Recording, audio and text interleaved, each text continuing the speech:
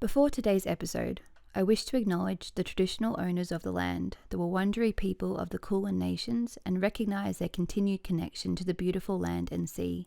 I'd also like to pay my respects to the elders past, present and emerging, and I extend this acknowledgement to the traditional owners of the land my listeners are on. Welcome to Ritual the Podcast, your cottage in the woods. A sacred space for the witches, the healers, the magical folk to meet and speak of wisdom, witchery, and old world magic, where people come to learn, to hear stories, to share secrets, and to be free to be their true selves. Welcome to Ritual.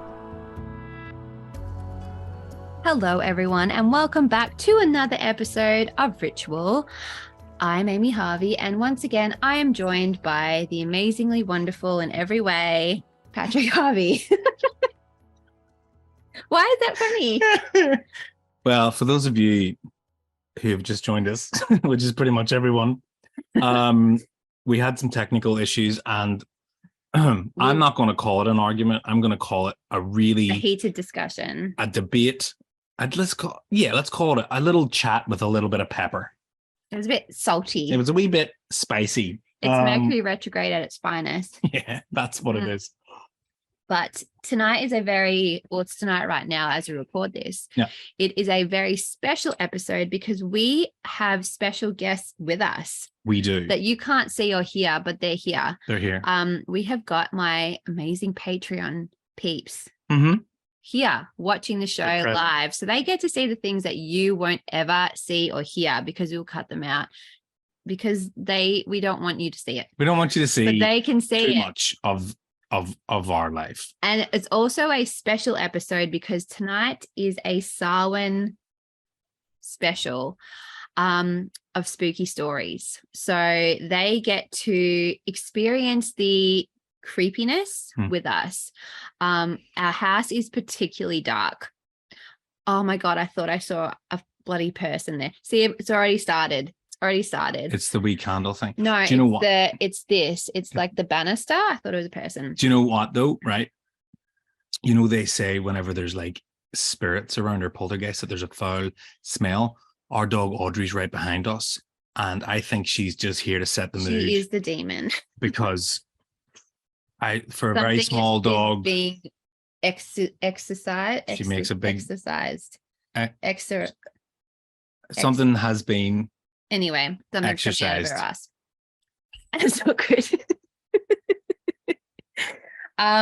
But tonight, this afternoon, whenever you're listening, we are going to be doing spooky stories once more because you guys liked them so much last Samhain. I think we did it, wasn't it? Surely we've done. No, just one spooky. Have we? But you guys really liked it. And we're going to do it again. But this time we are doing it on possessions. And not like, having a boat or a car or that sort of possession, No. Having possessions. What? We're talking about like something taking over your body and scary things happen. It's possession. Now, but not like eBay possessions. Today I was doing my research and there's something about possessions. It just makes me feel so uncomfortable. And I can't say that it would make anybody feel comfortable because it's a horrible thing. But for some reason, this in particular, it just like gets right into the scary part of my brain. And it makes me feel really uneasy. And I don't know what it is. Like I always see like my TikTok feed, you know how sometimes it tells you who you are at times. So mine's always like murder. Now it's like cottagey, witchy stuff. Thank God. It's like, sandwiches. I'm getting a lot of sandwiches. Getting a lot of sandwiches, which I'm not complaining about. That's bad. That's good. And I'm getting a lot of like people who murder their families. And I'm like, is this thing of mine? Awesome. It's not like that. It's we should probably cut that bit out. It's no, I'm getting a lot of sandwiches as well. And I have been getting a fair bit of conspiracy theories. I'm getting a lot of I'm getting them here as alien well. UFOs. I always get a lot of like Egypt and what are the pyramids, and then stuff that we can't talk about in front of the kids. What? Stuff that I shouldn't talk about in front of you. What is it? Stuff. I'm not going to tell you anymore. Why? It's not allowed. There's people watching me. I sometimes go in the little like thing of demonic possession, and just like yesterday whenever you cracked it. when I was like, what am I, demonic possession? No, I feel like even if I listen to it, that alone will be enough to become possessed. But have you ever read the comments? People say, I claim none of this. And they're almost shooing it away. Like, fairly staunch Christians are saying, I claim none of this in the name of Holy Jesus. I would like to like bookmark that comment. Well, because I have something to say about that when we start talking about it. You want to talk about it now? No, because it's part of my story. But I just feel like because it's so strong and it can happen so, I guess, easily, I'm just scared that like by listening to it, you're like subconsciously giving it permission to take over you. So literally anytime anything to do with demonic possession comes on my like TikTok or anything, I just immediately skip past because I'm like, not today, demons. But I'm going to stay holy. Have you been doing your protection? Oh, don't do protect. I always forget. But also, I think like the people who wrote it, the people who made it, the people who, wrote books about it, are they possessed? And they've done years of research. True. It's true. But either way, it makes me feel very uncomfortable. So today when I was researching my story, and you were out, so I was just with Poet, and I was freaking out hardcore. Like I was looking over my shoulder every 20 seconds.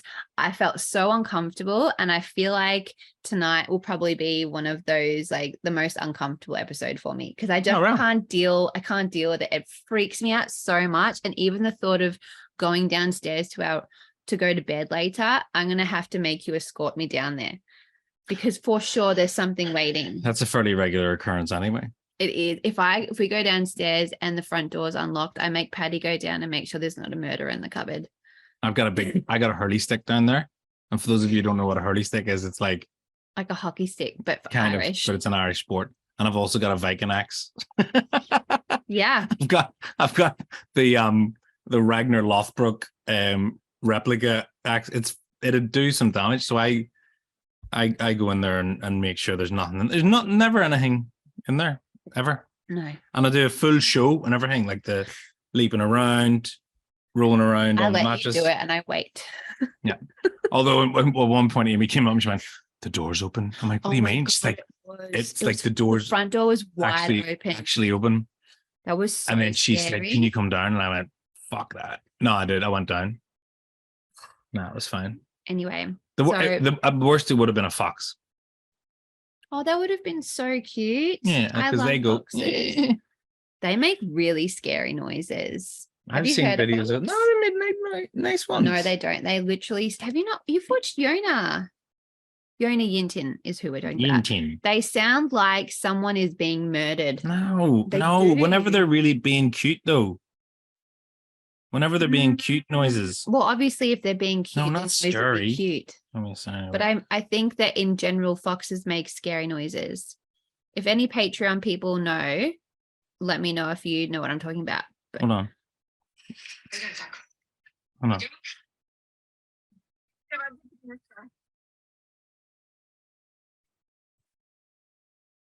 Oh my God, look how happy he looks. He's excited.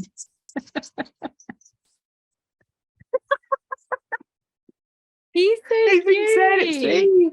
Oh, it's not all bad. Fox, but I'm pretty sure in like the wild they sound like. No, there was a video titled "Scary Fox Noise," but I wrote cute fox noise. Oh well, come on then. So anyway, we're talking about possessions, right? Not like eBay possessions. So you have a story, don't you? I got a couple. You have a couple. I have a main one, and then I have just like this interesting thing that I read. So maybe I'll start with that because we bookmarked it. Do the main one. So this is not the scary one. The scary one is next one for me. But I was reading about demonic possession, and I was reading about this guy who was a psychologist. Now, I'm just going to quickly say I haven't written anything down. So I don't know what his name is. I don't know when this was said. I don't know anything except that I'm just telling you the short version of the story. Strap in. I'm probably going to. It's going to be a classic, this one. I'm probably going to. So there's this guy, and he lived somewhere. Actually, and it was don't like know. It was like a roundabout between 1850 and like today. You know what? I actually think I still have it on my phone. So I think he was a psychologist. He knew. Did he know a psychologist? no, he was a psychologist. No, he wasn't. He was a psychologist. He was one. I didn't read. His name is Richard Gallagher. Thank you very much. Okay, and this was in the 1980s. Where? He studied at Yale, which is in America. I know that because I watched Gossip Girl, and Blair really wanted to go to Yale. What did she get into? Nowhere. Huh. She got into college. I think I remember that. Yeah. What's her face? Serena got in. Right.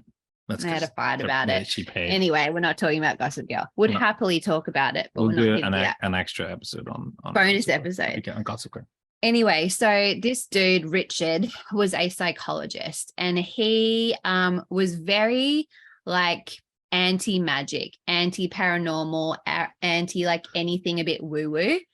And he was contacted by a renowned exorcist who had been like certified by the Pope, and I don't know if that's a thing, but he was like the most like renowned exorcist in the world. So can I just say there is actually what was established an exorcism council. So there's around about 250 people at the point that I was researching anyway.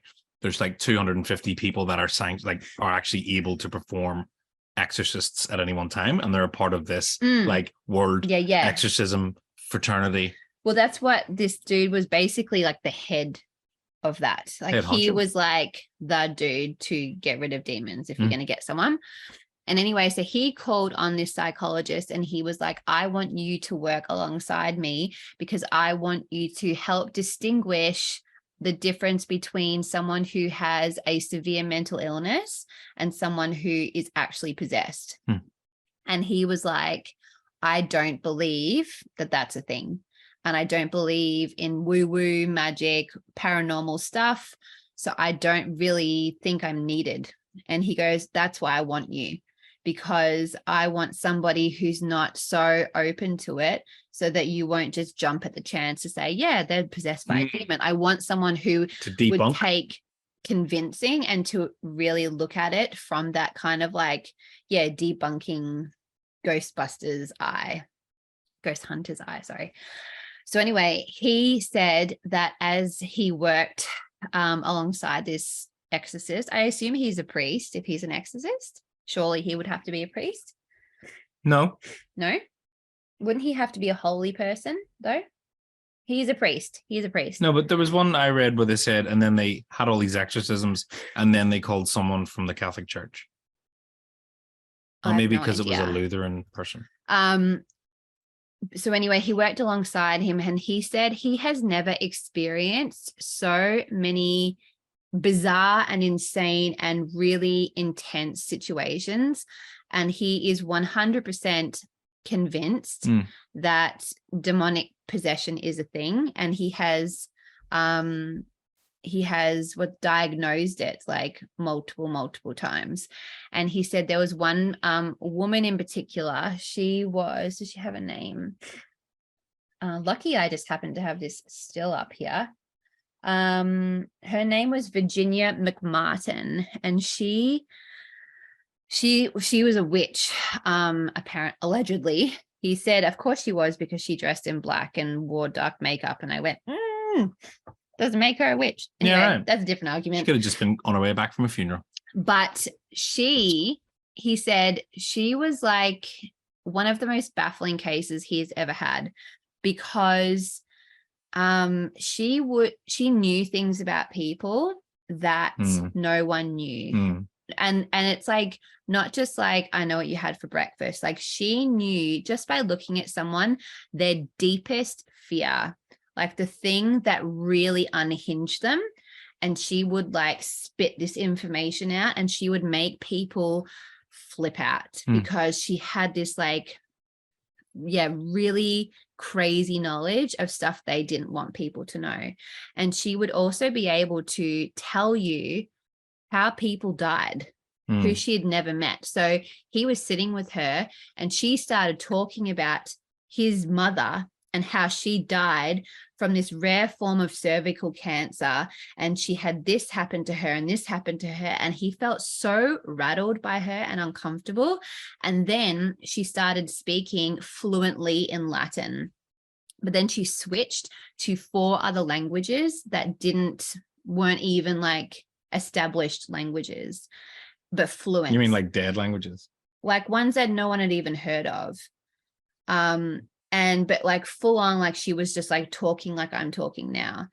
And he said, and then she would be able to like do things with such strength that, and she was like meant to be quite like a frail person. Like she was very sick, so very skinny. But she had this strength where she could literally just throw something against, like across the room.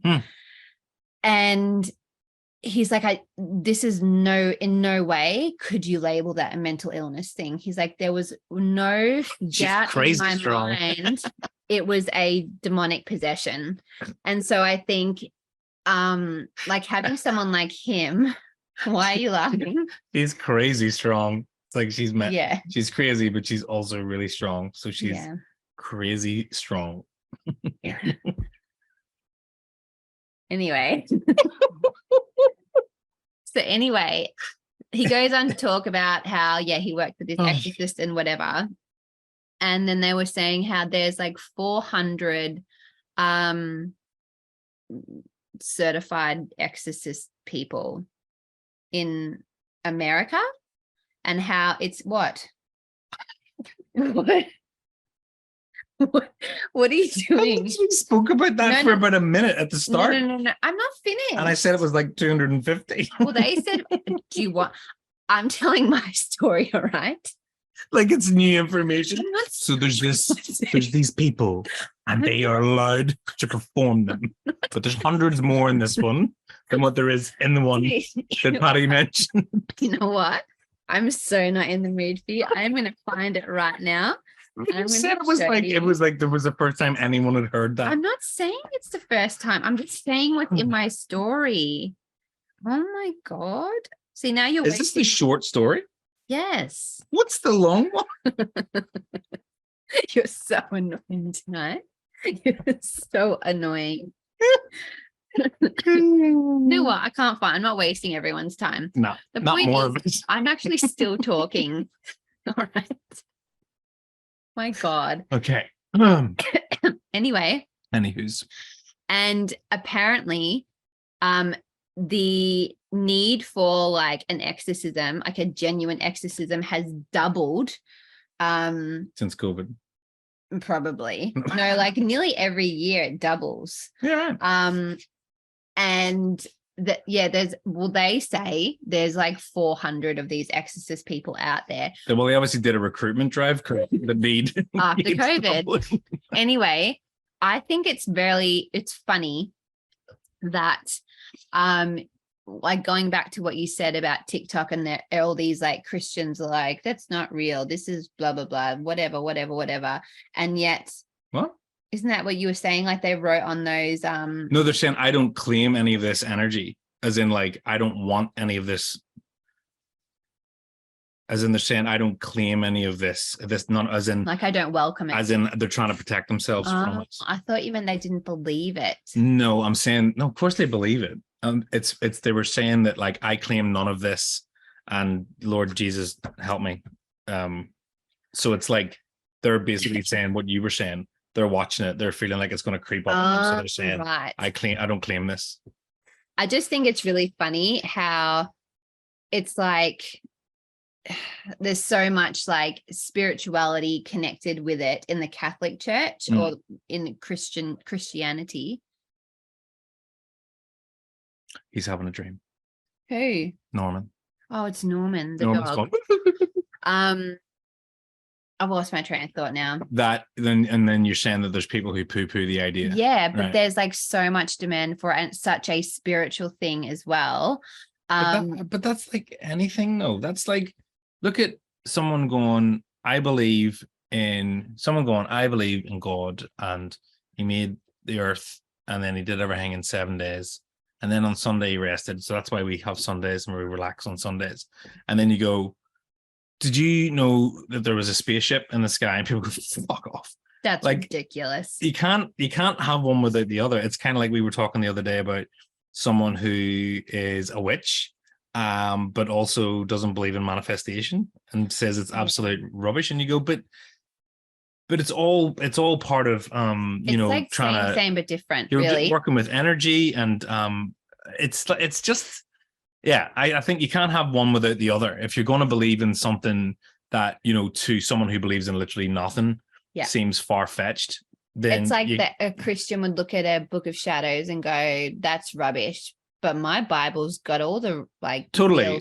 But that's just conditioned to like what you've been taught. Like, this is it. This is the only one. And someone actually saw this argument the other day with this guy, these atheists on a podcast, and this guy phones up and he says, you know, you guys, you're gonna what if you die? You know, you're gonna go to hell, and like, you know, my Lord Jesus Savior, he's gonna save me, and I'm gonna go to heaven. And when you get up there, you're not gonna get into heaven. And he goes, yeah, but what if you're wrong and it's Vishnu? And he went, what do you mean? What? And he went, what if it's Allah? And he's like, you're not getting in either. I'm pissed. Like, you know, there's, what is it, 3,000 gods that are recognized. What is it about? Why is your God the only? Why is, yeah. So you can't have one. You can't believe in one and go, yeah, God's God. He's brilliant. But like an elephant with all these arms, that's ridiculous. It's just, you can't do that. You can't do that. That's why it's good to have tons of them. Why not? Why not? Anyway, so that was my mini story. Sorry, it wasn't mini enough for you. Quite long. Please tell me your mini story. I don't have minis. I've got 2 mid-sized ones. All right, go. Am I doing one? Okay. Yes. Okay, everyone. Shut up. Okay. This is the story of a young man called Ronald Doe, and it was a bit of a pseudonym for him. So I'm just going to read it now. So I didn't memorize it. I have notes though. Amy didn't have notes. I've got. In 1949, a series of unexplained events involving a 14-year-old boy from Maryland, known as Maryland. Maryland. We always have this conversation. Maryland. Maryland.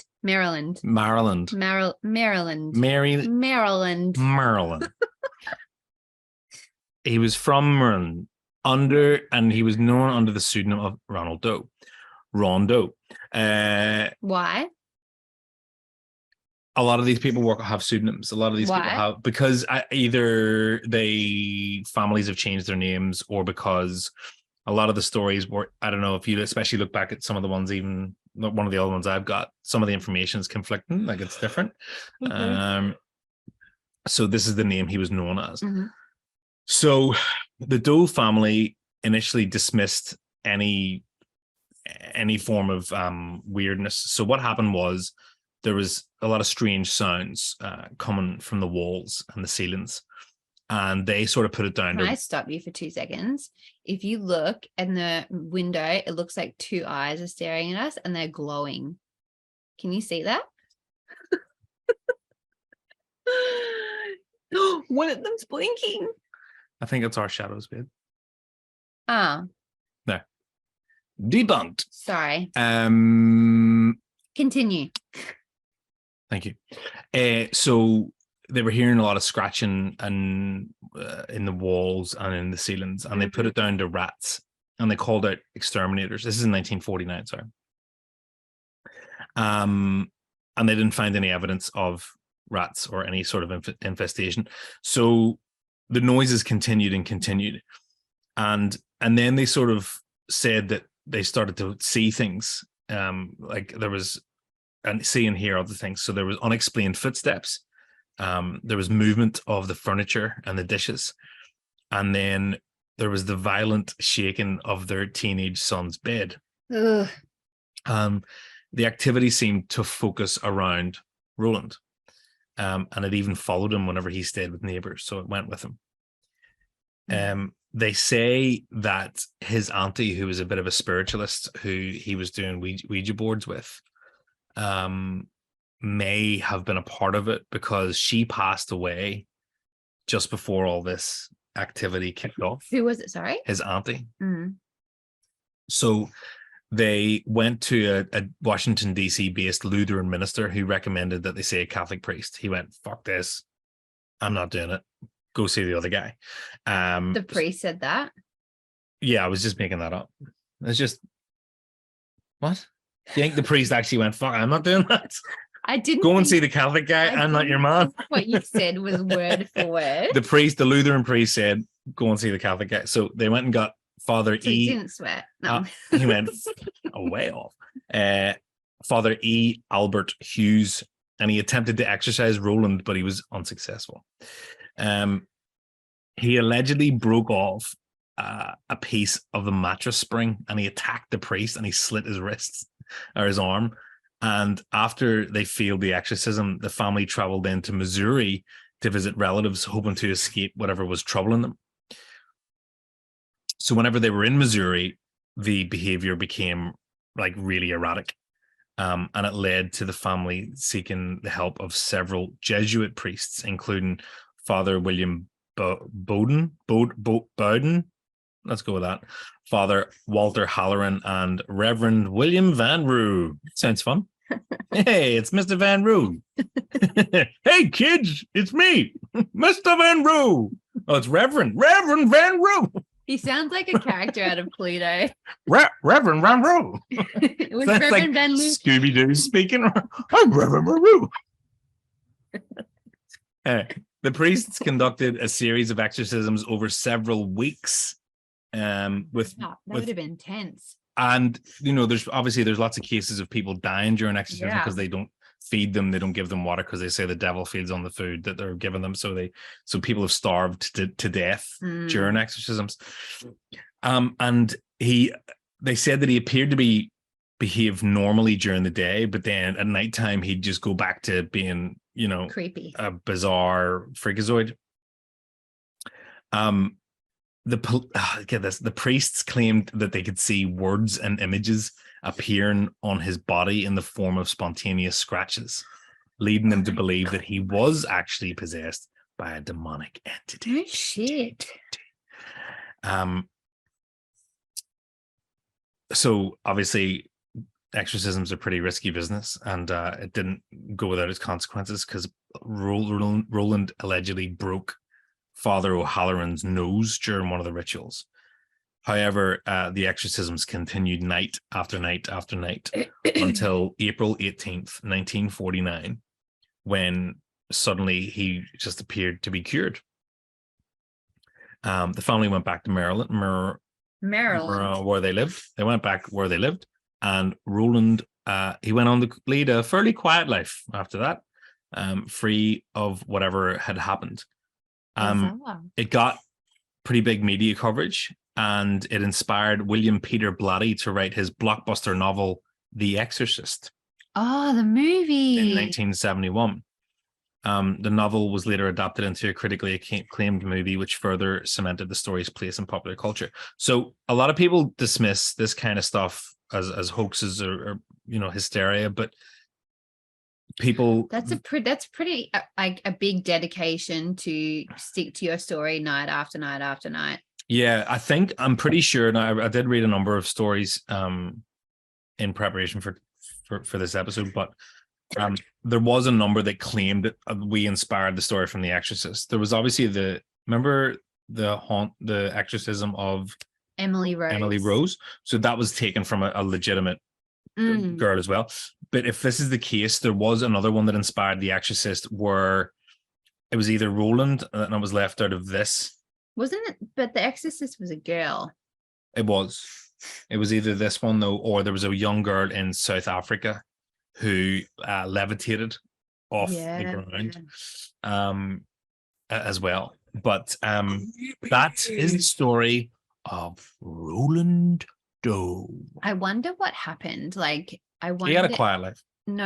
I wonder why all of a sudden he was better. Like, I wonder if it found a new host and kind of like jumped ship. So, because I would be interested to see if anyone in that area started suffering from similar things. I heard the story of a priest who was exercising star jumps. No, it wasn't. He was. That's such a dad joke. It was. I have children. Well then. I'm wearing my dad bracelet. I'm a super dad. Hey kid. Super duper. He was performing an exorcism on a woman, and guess what happened? He got possessed. He started getting all these weird messages, and he in a movie we watched where it was like the little boy was possessed, and then like the boyfriend's like, oh sorry, the sister's boyfriend was like, was that the one with Denzel Washington in it, and he was on death row at the end from doing all the murders, and then he went into her. Yeah, so no, he went into, so like the boyfriend was like, take me, like leave him alone. And then he started being possessed, and then I think he killed somebody. And then he was in jail, and they were like trying to figure out if it's real. It's just slowly piecing into my brain. And then it was like a witch doing something. Maybe I'm crossing movies now. Anyway. Oh, was that whenever they went into the basement and it was all wooden? Yes. And then there was an altar down there? Yes. What was that? That's what I'm trying to figure out. If anyone in the Patreon peeps know what we're talking about, what movie is that?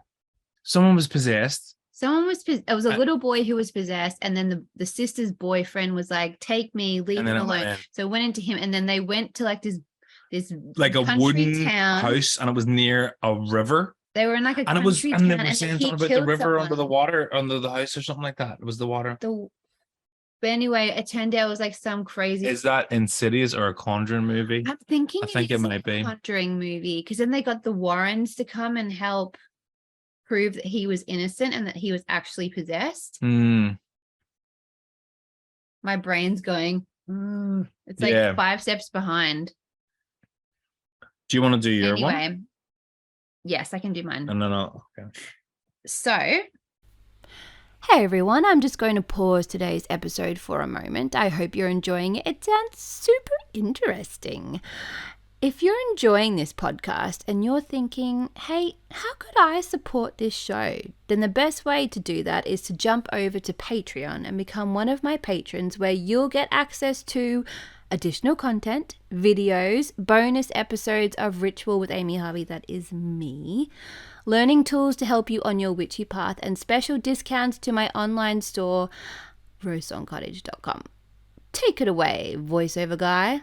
That's right, simply head to patreon.com/Rosethorn Cottage to get all the goodies and support your favourite podcast in the entire world, Ritual with Amy Harvey. Now, back to the show.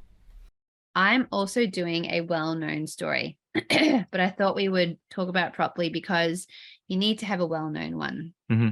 I'm doing The Conjuring. The devil made me do it. Yes, that's it. The devil made me do it. Nice one, iPhone. Thank you. So I'm going to be doing. Is it Siri? Is that who it is? Siri. Her name's iPhone. Hey Siri. Siri's talking to me now. I'm not talking to you. Okay. I'm doing the Amityville possession horror. Amityville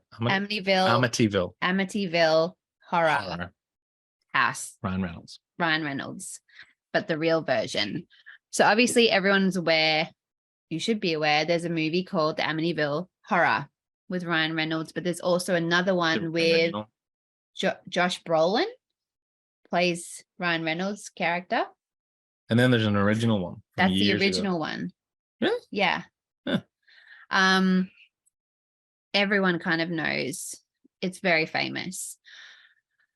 So I'm going to talk about what actually happened, like the real version, because it is based on a true story and the house does in fact exist. So we are going to go back in time to 1974. And we are going to hang out with the DeFeo family. They live in 112 Ocean Avenue, Amityville, Long Island.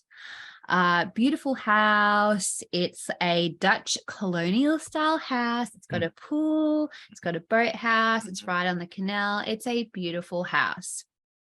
Cut to Ronald DeFeo Jr. killing his entire family. You just spoil. By the way, spoiler alert there. No, this is not who we're talking about. Okay. We will come back to him. But Ronald DeFeo Jr. killed his entire family. So that included his dad, his mother, his wife, and his 3 kids. So it was pretty messy. He was found walking into a pub nearby going, I think they're dead. I think they're dead.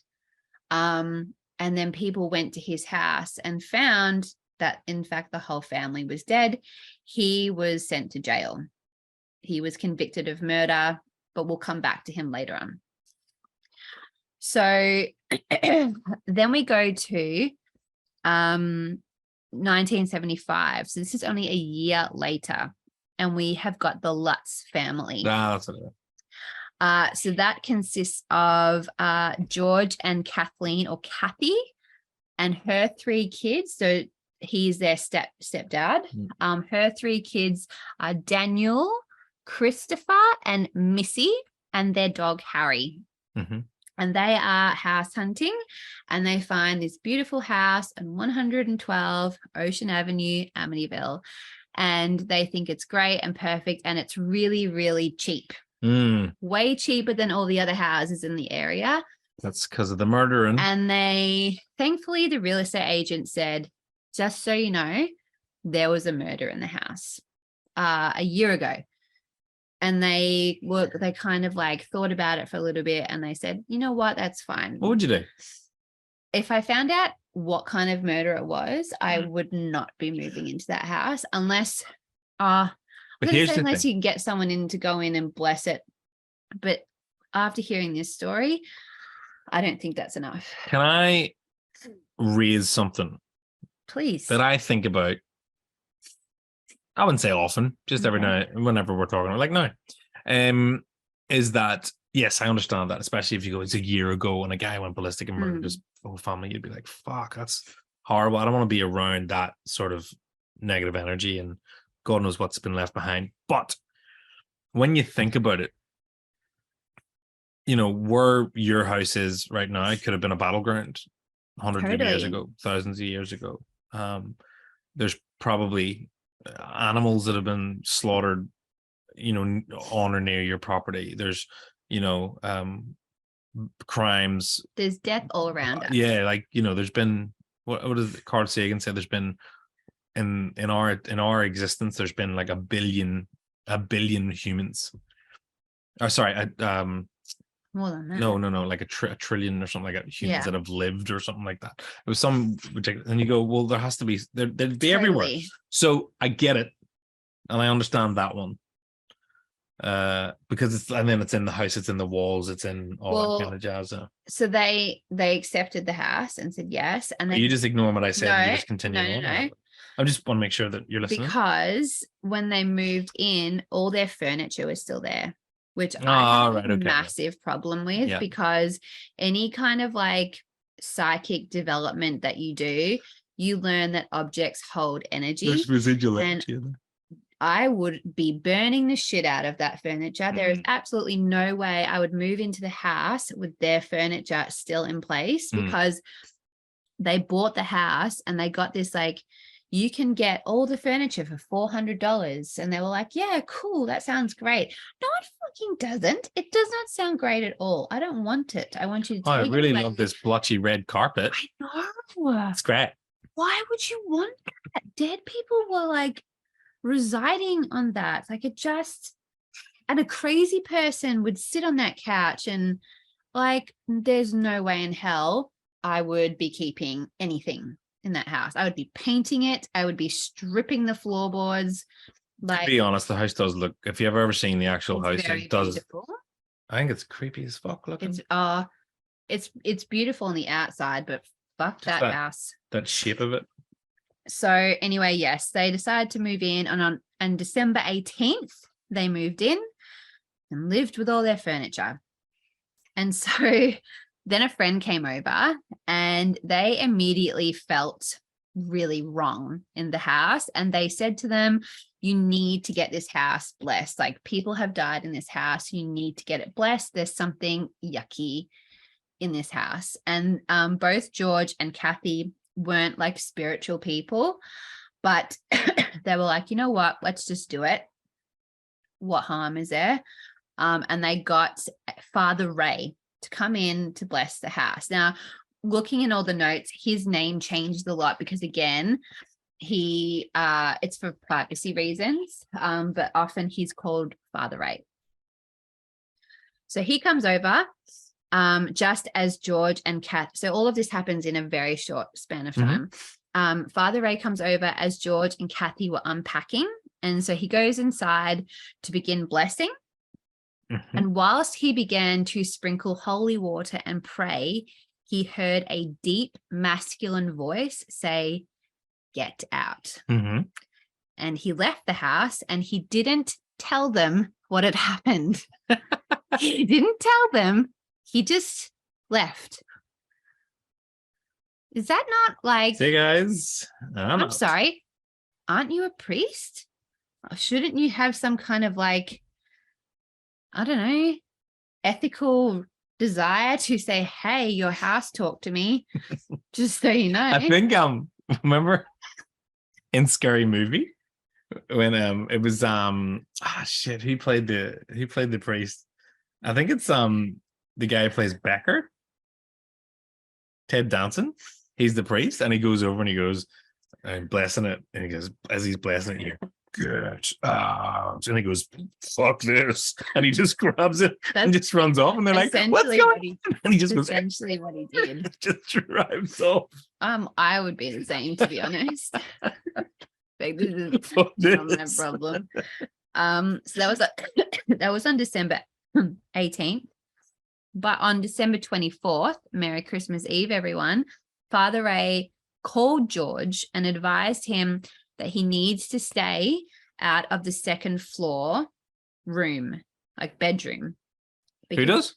Everyone. Who told? He was speaking to George, the husband. After he ran away. On December 24th. He called him on Christmas Eve and said, hey. Oh, by the way, I just remembered. George, don't go in the second floor bedroom because I heard a voice tell me to get out. And I feel like Merry Christmas. I feel like maybe you shouldn't go in there.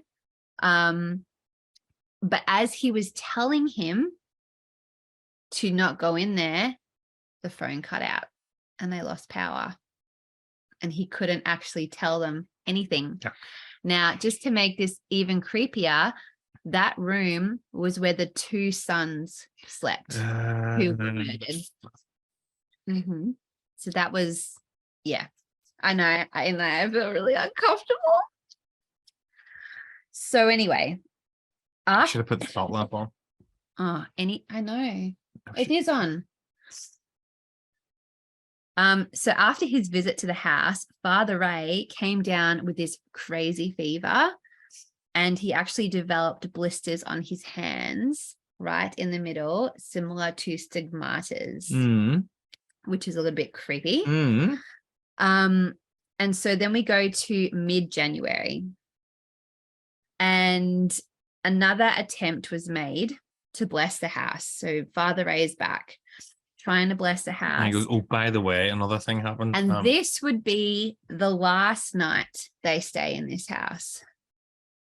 So the Lutz family refused to give any details of what happened that night, saying it was so terrifying that they didn't even want to speak about it. And they literally left on January 14th. The whole family left and they didn't even pack. They just left all their stuff and they never went back in. And so over the years, and no one knew, like they would not speak a word for years and years. And so over time, some of the family members started to talk about what had happened. So Kathy, the mum, said that she had levitated. She woke up and she was levitating and she kept seeing glowing red eyes everywhere she went. And she would have vivid dreams about all the murders in the house. Fuck. George said he would wake up every single night at 3:15, which was the time that they were murdered. Missy had acquired a strange imaginary friend similar to one of the kids that were murdered. And it was said that Danny had experienced bodily possession. So Danny was one of the boys. What about the dog? Was he scared? I think he was okay. He was a Labrador. So there was also said that there was a manifestation of this demon-like person that with half its head blown off, that kept appearing around the house. So is the Lutz's family the ones that Ryan Reynolds' family played? I think so. And Melissa George? Yeah, Melissa I George? actually can't. I was going to look at what his character. No, he was based on the actual murderer. No, Yeah, he was. he didn't kill I him. thought he killed them. No. I can't remember. I No, meant because to remember look it up. they left and then They must be the Lutz then. and they were all happy about it. And then they also kept finding like this green goo around the house, which immediately makes me think of Ghostbusters. But I've also heard that when you like that goo is to do with like really horrible energy manifesting into. It's like the smell. There you go. Melissa George. They play the Lutz family. Yeah, the Lutz family. Cool. So cut to the Warrens enter. Everyone knows the Warrens. Think of The Conjuring. Think of any Annabelle, any spooky thing they seem to Any be floating Jason around. Warren film. So the Warrens went in to investigate the home and they actually labeled it diabolically infested. Whoa. Yep. So let's go to Ronald. Ronald Jr. was the guy who murdered his whole family. And so he killed his father, his mother, his wife, and his children. Apparently he had a really bad relationship with his dad, but he was said to absolutely love his mum, love his wife, love his kids. And so it was very bizarre that he did something like that. It's like no one could really figure out why he would do that. The weird thing was that every one of them was found lying face down on their bed, and they had all been shot in the head with a shotgun. The other weird thing about it is that the shotgun didn't have a silencer on it. So they go, how come if they were all in different rooms that no one heard the shotgun go off? And also the neighbors didn't hear it either. And like, it's not just one, like it's six over and over and over. And a shotgun's very loud. So how come no one in the family heard and no one in the street heard? And also like they were all shot in their homes. And sorry, not their homes, their beds. Like there wasn't blood all over the house. There wasn't really blood anywhere. It was just where they had been shot. And so it was just very bizarre. And apparently like talking to him, like he actually died in custody, which like when you read about like demonic possessions and stuff, often that happens is because the person just becomes so worn down that they die. Their body can't sustain holding this like energy anymore. And they actually haven't disclosed how he died, just that he died in custody. And the Warrens believe that he was actually possessed, and that's why he killed his family.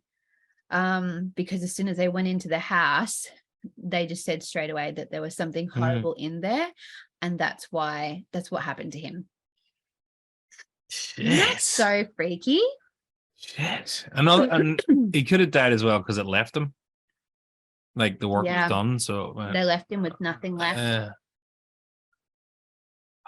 Yeah, that's a bit weird about the face down thing. I didn't know that. Yeah, I know.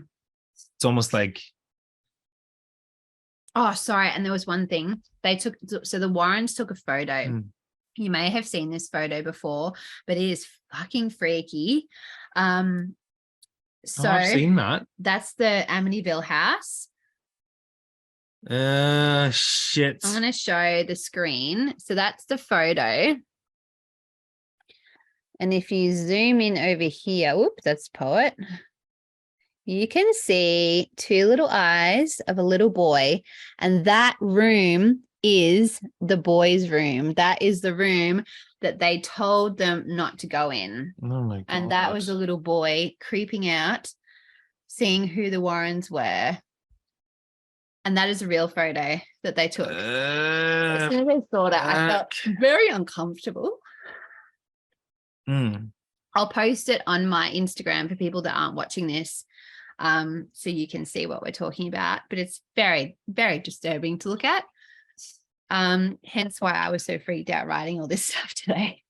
I mean, I knew that story. That was one of my favorite films whenever it came out, but it absolutely terrified the shit out of me. It's really scary. And the fact that so I looked up the house actually because I wanted to see, does anybody live in the house? And people do. And it's been sold and bought maybe 3 times since the Lutz family. Always cheap, but people do own it now. And I wonder if weird's going on. Well, if anyone lives in there, or has anyone else experienced anything similar, or did they buy it because it's like a famous house? Well, I was going to say, it's kind of like a collectible, but they don't go anywhere near it. Or also, I was going to say, pardon the pun, you'd make a killing as an Airbnb for, like, people like ghost hunters and that want to go and stay there. Would you go in that house? I'd go alone, or like alone? with a mate. Yeah, I wouldn't want to go with my family. I wouldn't go alone. No, but like with a mate though. I wouldn't want to go with my family. What if? Oh no, I wouldn't want you to go. The family, that's bad history with families. Yeah. No, I'd go. Surely you'd be all right, wouldn't you? I wouldn't go. No way. No? Nah. I won't go either. We'll just go to the shops instead. No, my follow-up story is it's a pretty tough act to follow. I got goosebumps. I mean, we're all used to that. So that's okay. This is a story of a woman called Pat Redding. Now, Pat, or is it Reading? It's Redding. Lived in Litchfield, Connecticut, with her daughter. And now, Pat was a fairly normal woman. There was nothing strange or startling about her. In regard to, like, she I don't think she was particularly overly religious or anything like that. But she started to get these sort of symptoms. She was a single mother. She had a young daughter, and she woke up in the middle of the night one night, and her bed sheets were stained with blood, and her back was covered in deep scratches, and she obviously was a bit confused and alarmed, but she put it down to the fact that, I don't know, maybe she had been tossing and turning in her sleep, had a bad night's sleep, and done it almost to herself. So from there, things got pretty hardcore. She started to hear voices in the house, and the wounds in her back reopened after they had sort of healed a bit. And then she woke up and realized that patches of her hair were gone. So her hair. Her so hair. It's like so there'd been chunks of her ripped out. So there was, like, blood and scabby bits on her head. And she was like, well, it wasn't her daughter because her daughter was too young at the time. There's two different stories I read. One, their daughter was 6, and one, their daughter was like, young, like 12, 11, sort of. Yeah. But she was basically just saying, there was no way that her daughter could have done it. So she went to the doctor to get it checked out. And the doctor was like, well, obviously she's having some sort of psychotic episode. And they sent her to a psychiatric hospital. And they ran all these tests on her. And they basically went, this woman is completely sane. There's nothing wrong with her. She's got no history of drug abuse, hallucinations, alcohol abuse. There's nothing, and that's what I mean by there's nothing strange or startling about her. It's like she was perfectly a normal woman who just was all of a sudden hearing voices, hearing whispering, and being, essentially beaten up and abused in her sleep. So, they, even when she was at the asylum, they strapped her down, because they thought that she was obviously doing it to herself and it was self-inflicted. But they realized that the wounds on her back were getting worse, even though she was strapped to the bed. And then she became really agitated and really like almost feral. So they called in, get this, a team of 16 different priests to perform exorcisms on this woman, this poor woman. And nothing affected her in any way. Nothing made her better. In fact, she got worse. She started to deteriorate. And her daughter was eventually handed over to Child Protection Services. And she eventually died of cancer. But she was still possessed at this point. How long was she in there for? A while. Again, there's very conflicting information. One said that she died under mysterious circumstances, but the other one said that she died of I think bowel cancer. But up until she was dead, she was still hearing voices. She was still getting thrown around. Like even the daughter's reports where she watched the exorcism, but she also watched her mom get like jerked back and forward around the room with nothing around her. Oh my God. So she watched this entity, abuse her mommy right in front of her. And she's left with the scars of that as well. But then she watched her mommy go through it until she died, and then died of cancer. I wonder if that was like having something so rotten inside you that it literally like grows. Probably Rotten growths on you. And what a horrible thing to do that to somebody that had already been through so much. Fuck. Yeah. That's really sad. That poor woman. I know. There's a lesson for you guys. Don't get possessed. Get possessed. Just don't. Like, don't do it. Don't do it. It's not. Don't be like, I know what I want for Christmas. Don't do it. It's not a vibe. It's definitely not. It's nothing that you'd want to do on a Saturday night. It just wouldn't happen. That's why we say you shouldn't do Ouija boards. Ouija boards. Ouija. Isn't that how you say them? Ouija board. Because it ends in an A. No, I know, but it's like it's like I'll just pretend and make it up. The A is actually an I. It's a Ouija board. I swear I'm not the only person that says Ouija board. I know you're not, but people also say espresso when they order a coffee. I thought of another one. Yeah. You know what really bugs me? And this is no offense to people from Queensland. All right. Shit. But we here in Victoria say new. And they say new. Yeah. And that bugs me so much. I know it. I just bought a new pair of shoes. That's very true. My cousin says that. You bought a new pair of shoes because new isn't a word. And it really annoys me when... This is why you're so busy. You've got things happening. You've got things to worry about and stress about. I don't like it. And I am sorry if you say that I But love you are wrong. a new what? No, what's that other I one? knew all along. No, you what's didn't. No, you didn't. You knew. no, what's that one? It happens all the time, and we always pick up on it. And it's the same kind of thing. Brought and bought. It's a funny one. Yeah. I brought I brought some new shoes. You go, where? Where'd you bring them? There is another And one. they go, like no, that. at the shops. It's something like that. There's something very abnormal about that, especially espresso.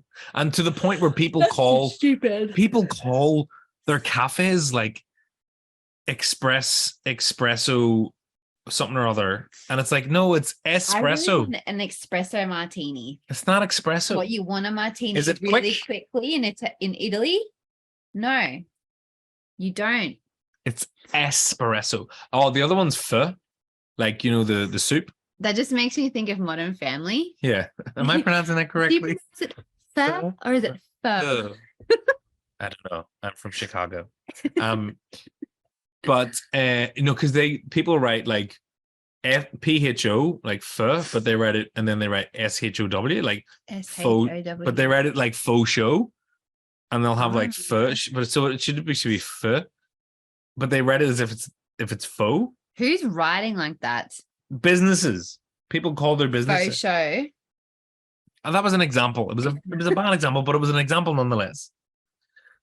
Anyway, people play on the word as if it sounds like faux, but it's not. It's pho. What were we originally talking about?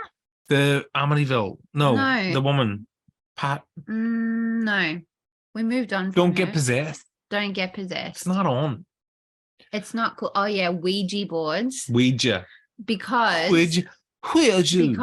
you don't know who you're going to be calling in, and majority of the time it's not going to be like this cool like angel who wants to give you a high five. It's not going to be like Robin Williams coming in to share a few laughs. No, it's going to be some whacked out Like Hitler. demon who goes, I knew you were going to do that. A Queensland Hitler. They would talk like that. He was from Queensland. Surely Hitler. Yeah, why? Because he talks like, he says no.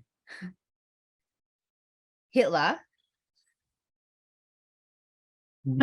So confused right now. We should just end this. I think we've all Not the learned tonight podcast. that Patty's jokes are not funny and no one understands them. I've done 3 Melbourne comedy festivals, all right? Sellout shows. You Sellout shows. can do them. Doesn't mean they're Sellout funny. shows. It was a long time. Haven't done another one though, have you? Nah, not for a while. Mm. Been busy. Wonder why? We can talk about this after, all right?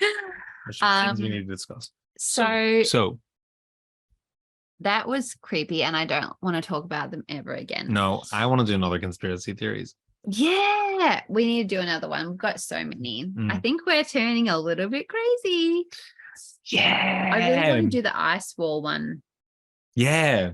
There's a lot to talk about with that. I want to do the Egyptians. Patreons who are listening, tell me your conspiracy theory that you want to talk about the most. Go, and we'll wait for your comments. Well, we can have go. We can chat to them after. No, I'm just saying while we're here. No, I know, but we can chat to them after. End the episode, and then we can have a chat. We can do both. Group chat. We can do by. How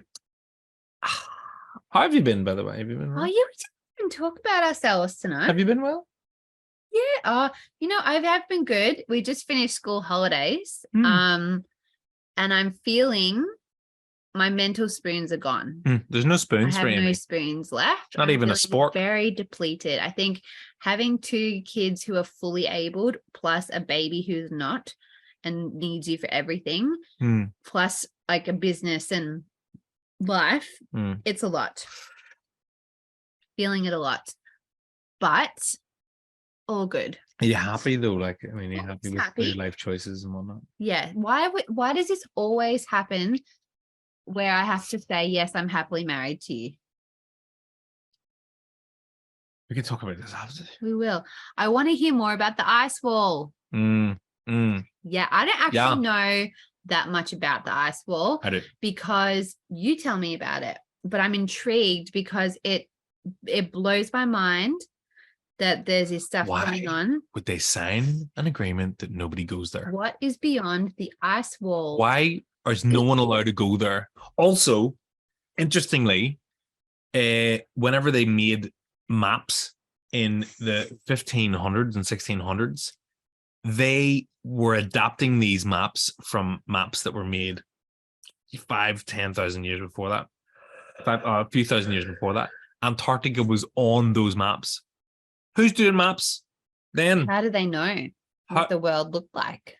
There was people down there mapping out Because Antarctica. the birds told them with all their little cameras. yeah, that's right. That's right. That's ridiculous. It's insane. Oh, and also I want to do one about mud floods.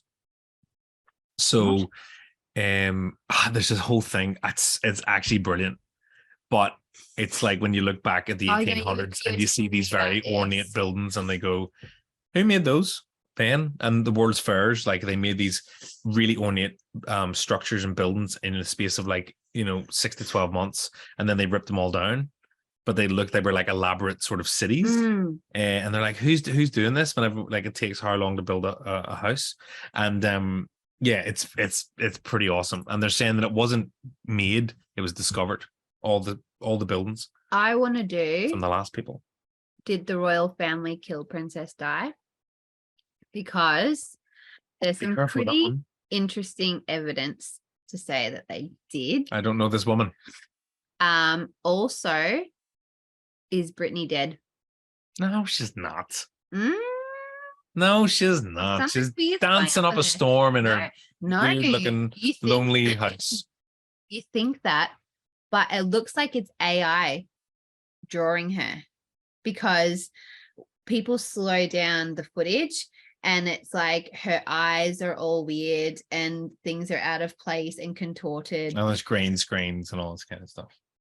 I don't know about that. Do you know, it's funny though, because conspiracy theories I got, there's one, people talk about, and when I looked up possessions, and they were talking about Beyonce and Sasha Fierce, and they're like, she's possessed by the devil. It's like, yeah. It's a staged ego. She is a reptilian. She's the head of the Illuminati with Jay-Z. Yes, all that.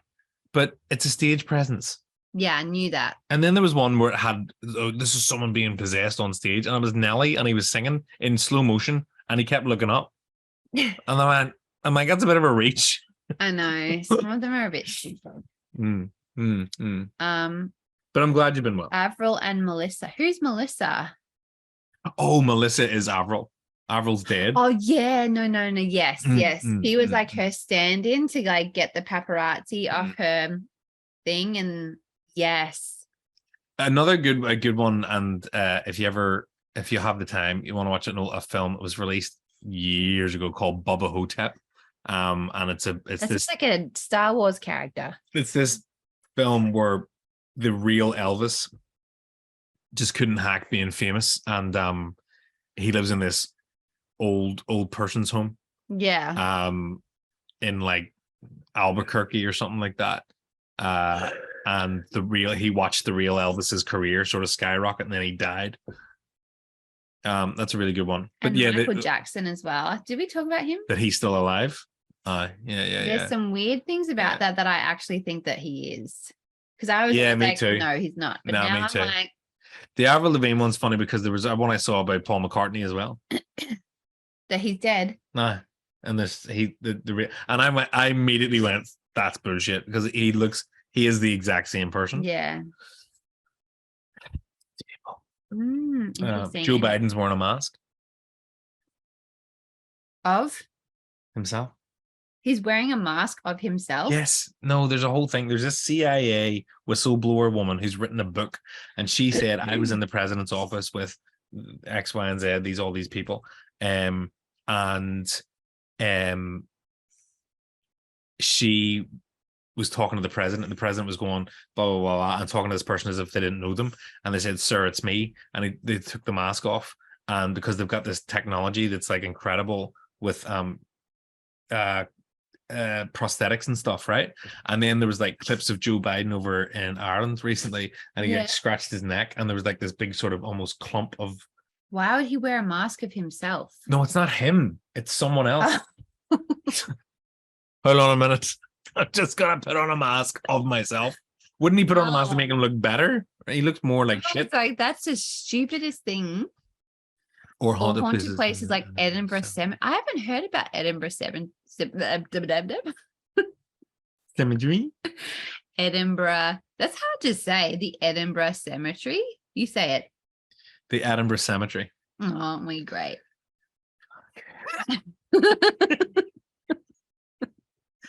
You go and get yourself an espresso. So I have not heard about the Edinburgh Cemetery and its hauntings, but I can only imagine that somewhere like Edinburgh would be extremely haunted given its history. But also it makes me go, is it haunted by Jamie Fraser? or William Wallace. Like, remember in the first episode where his ghost was standing looking up at Claire in the window? Oh, yeah. That's what I think of immediately. I've been well as well. I've been doing all right. Anyway. How are you, Patty? I'm all right. How have you been feeling? I'm all right. 3 kids. Whoa. Late nights, early mornings. So many early mornings. And then just, the usual stuff. Trying to keep you happy. It's difficult. That's a full-time job in itself. It's like having a newborn. No, I'm good. I'm happy. And I'm looking forward to all the goodness that is coming. You know what we haven't even talked about? Go. Samhain. Which is why we're here in the first place. Well, we did tell scary stories. No, yeah. But it was for Samhain, Yep. which is in a couple of days. It is. And I'm very excited about it. Mm-hmm. Samhain's always a fun one Mm-hmm. because it's spooky and very witchy and magical. We'd always do a good job of it, though. We do. What were we saying? We're going to do some divination stuff?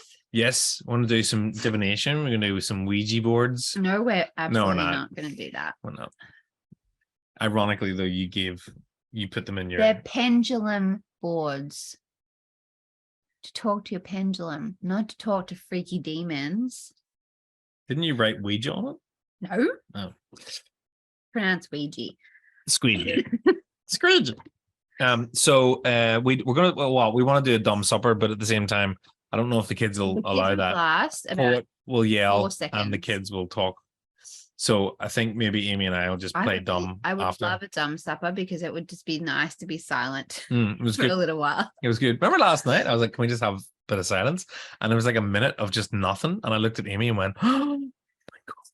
All you could hear was clink, clink, and then you heard, "Don't like it." I'm like, "Okay, that's done." So I think we're going to do that, and then obviously put out a plate. Mm-hmm.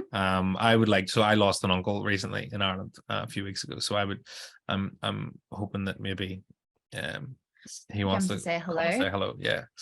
And then we'll have a nice wee meal of some sorts. I'm making pumpkin pie. That's right. Sorry. Past my bedtime. Pumpkin pie. Pumpkin pie, which I've never made. I actually made it one time and it was horrendously bad. Did you? Yeah. I way back, like when we were first going out. It was really bad. And yet I stayed. So I'm gonna make that, which will be fun. And yeah, I'm excited. I'm excited to do some divination stuff. Don't forget to put your protections up, everyone. Thanks, Cass. Thank you. But yes, that's us. Yee. I had something to say, but now I can't remember because I can't remember anything at the moment. Well, should we wrap up the episode of possessions there? Yeah. Let's say I'm not gonna sleep tonight. Me. Thank you so much for having me, Amy. Thank you for being here, Patrick. So much. I appreciate you. That's what I was gonna say. I do appreciate you.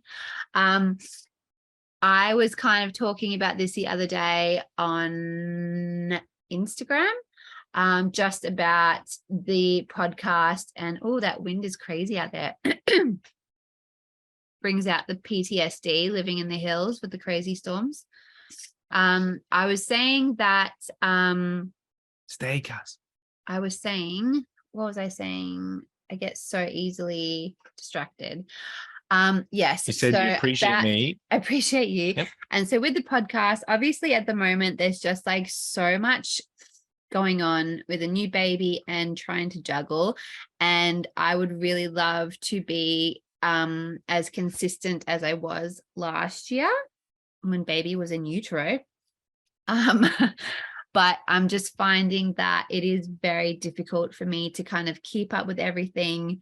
And I put a lot of pressure on myself to make sure I do.